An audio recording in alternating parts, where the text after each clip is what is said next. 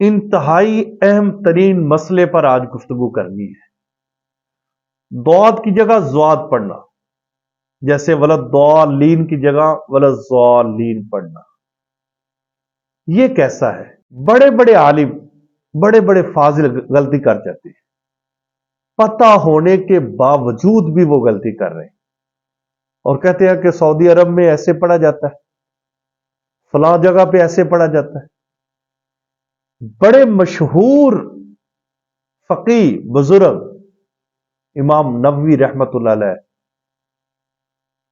ان سمیت کئی علماء کے نزدیک نماز میں ضاد کی جگہ ضاد پڑھنے سے نماز فاسد ہو جاتی ہے، نماز ختم ہو جاتی ہے، یعنی کہ ولضالین پڑھنے سے نماز ختم ہو جاتی ہے، ولضالین کی جگہ پر ولضالین پڑھنا۔